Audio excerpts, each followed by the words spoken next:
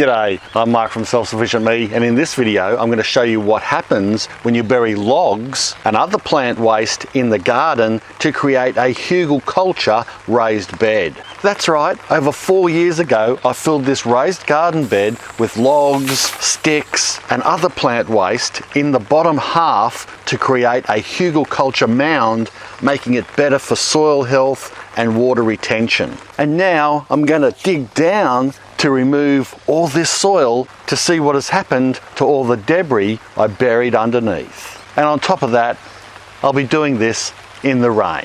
Let's get into it.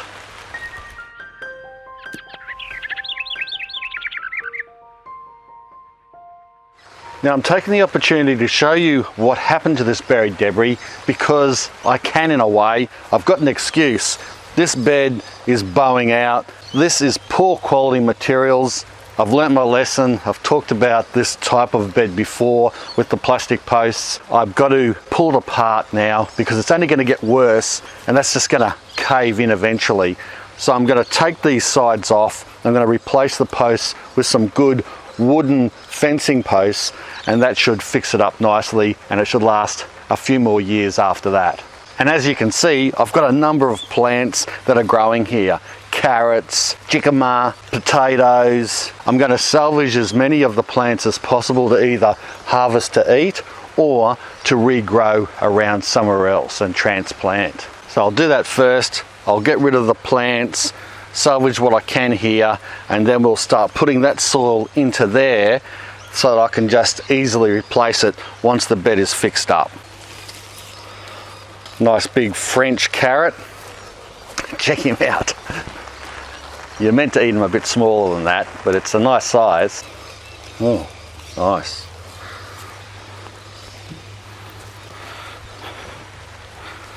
There's a few jicamas that I've done all right. These were an overplanting. It's a lovely thing. These are just like a potato. Anyway, I do digress. Baby potatoes. Oh, so golden. Lots of good worms in here as I'm digging around. Look at that.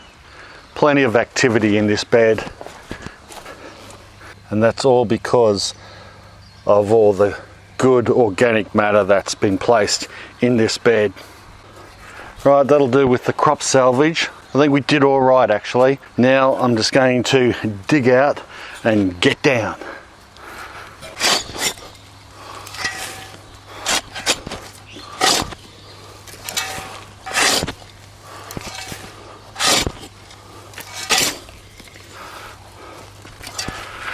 The reason I do the Hyuga Culture thing is because it saves space on filling a raised garden bed. You don't have to fill the whole thing with good garden soil. Some places who sell these beds will say put in drainage or something like that in the bottom. Over the years I've found that drainage isn't the best way to go, and practicing the old German Hyuga Culture type mound method in a raised garden bed like this is really good because it does save costs, it saves on fill, but you get the added benefits of all that organic matter in the base of the bed to feed the microbes, the worms, establish a better ecosystem than would otherwise be there with just simple granite crushed in the bottom, or gravel or drainage, or even indeed just soil. As expected, once you get down 8 or so inches, the soil is more compacted. It's still very rich. That's exactly what you want. You don't want it too free draining, otherwise you spend too much time and effort and too much water pumping into that bed.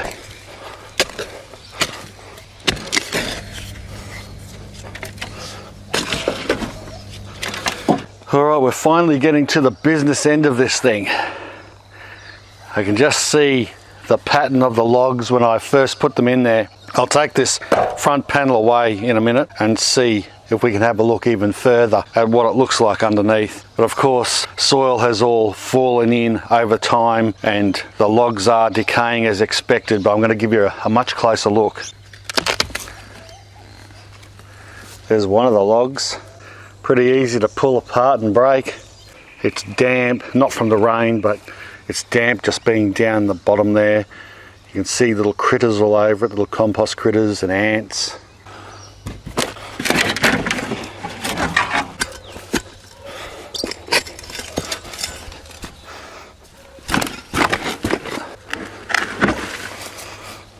There we go.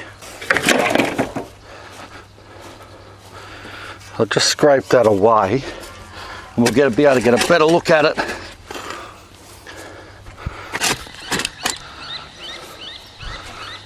Well, there you go. Look at it. They're still pretty solid, no doubt about it. But if you get into it, you can see that it's breaking down. Slowly but surely, they're turning into sponges. This here, it looks quite solid, but right at the top, if I get my pick in, it's actually starting to just sponge up, full of moisture, easy to chip away. It's essentially breaking down. Let's explore it a little bit more. Let's just get in a bit further. These are some of the horizontal logs I put in. Look at that. Look at all the wood roaches. Heaps of them. I don't know if you saw it on camera, but heaps are running around. It's all wet under here. Yeah, there are some ants, but they're just normal garden ants. They're the small little ginger ones. Yeah, there's no big problem with them being in a garden bed at all. They're not going to hurt your plants.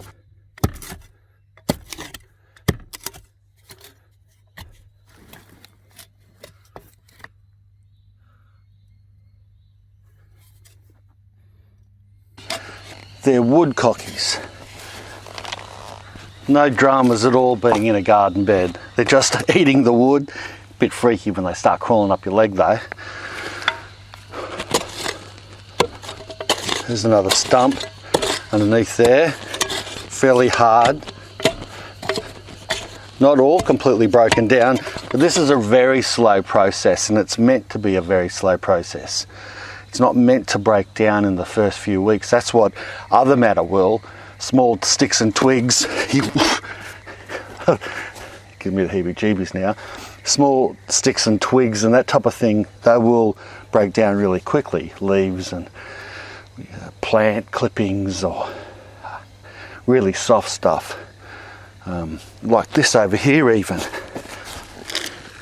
You know, this was a fairly large stick at one point, but just crumbling to pieces.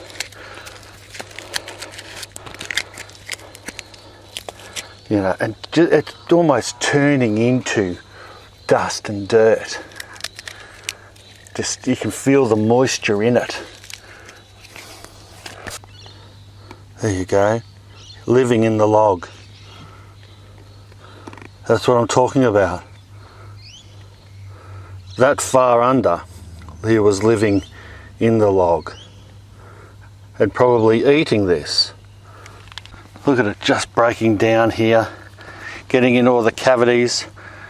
I should also mention that it depends on the climate, how much moisture the bed gets, the type of soil, and also the type of wood that you put into the garden bed. If it's a really soft wood, of course it'll break down fast. If it's a hard wood like this was, well then it's going to take longer to break down. So all those conditions will make a difference on how long this stuff will take to break down. I can't really find any of the soft matter that I put in here, like the leaves or any other types of garden waste. It's just the bigger pieces of wood that is left, and they are, like I said, getting rather spongy. Like you just can't, you know, do this with your hand on a normal cut piece of wood. A log like this, pull it out, you just can't do that normally, and it's that holds that moisture. I know I keep repeating myself, I'm actually quite happy with the results here. Although I've seemed to have ruined a really great bed and ecosystem that has to rebuild itself now once I rebuild the bed. Never mind, it's a bit disappointing to ruin that ecosystem, but it will rebuild itself. And I think it was worth it to show you guys what happens when you do create a Hyuga Culture type bed like this and put logs and heavy material garden waste in the base. Yeah, I'm glad I did that now, even though it's been raining and wet and a lot of hard work.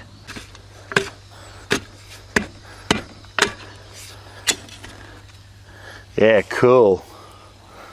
Really fascinating stuff.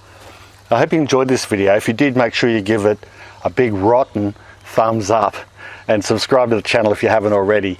Also share the video around because that heaps the channel out, heaps a whole lot of dirt, helps the channel out a lot, heaps.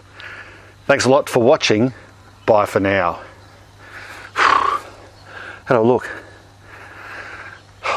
Crikey, that was a heck of an effort. Still spinning a little bit. Now I've got to fix it all up. Maybe that's another video.